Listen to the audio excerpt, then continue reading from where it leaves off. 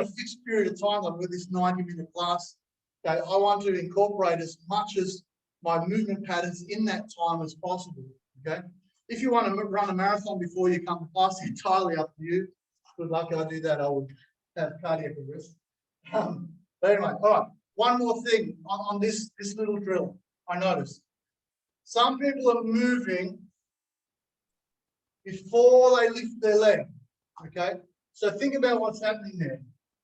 Our range here is about, let's say, a kick and a half. I can't quite reach Justin. Justin quite can't reach me.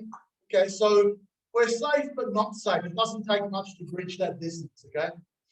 But what happens is if I move from a kick and a half, let's say, and I move before I lift my leg, now I'm in range.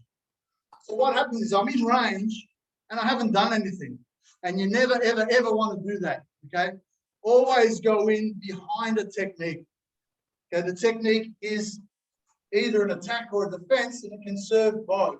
Okay, but what you never want to do is go in and then start a technique, because if he's fast enough and alert enough, and he will be, okay, because he's at the same level as you, he will pick you off every time you move. And what will happen then is he'll just wait for you to move, because every time you move, he'll pick you off.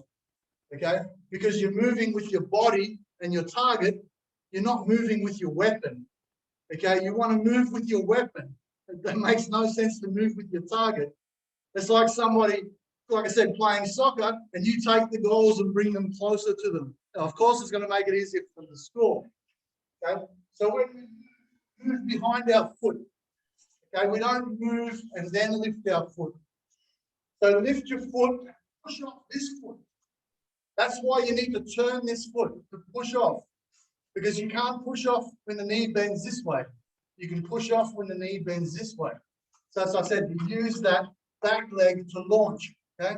But what a lot of people do is they go step up and then lift to get their distance. And that's turning a technique into two stages. I want to get the technique into one stage, not 1, 2, not 1, 2. It's got to be 1, 1. So you're basically halving the time to get to the target, okay? Which gives him half the time to respond. So it's here, leg up first, okay? Not step together, then kick. Okay? And that's what I say, a lot of time when we learn fundamentals in class, we learn, take a step, do a kick. Okay, that's okay for learning the basics, learning the fundamentals. Now we need to modify that for sparring, okay? Let's go. Drill, okay, but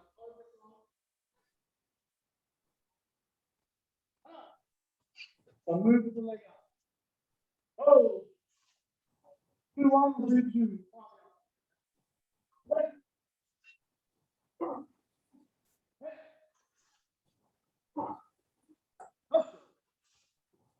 And look.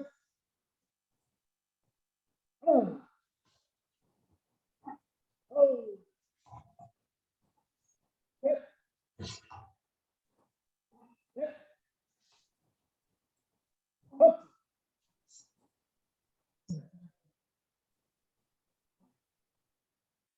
Right, just one thing.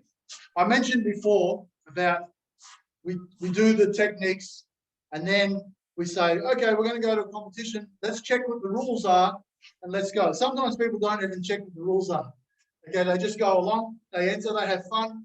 They might do really, really well. They may win, they may lose. Okay, you still may do well regardless of whether you win or lose.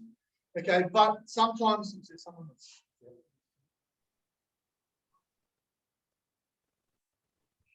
Okay, sorry.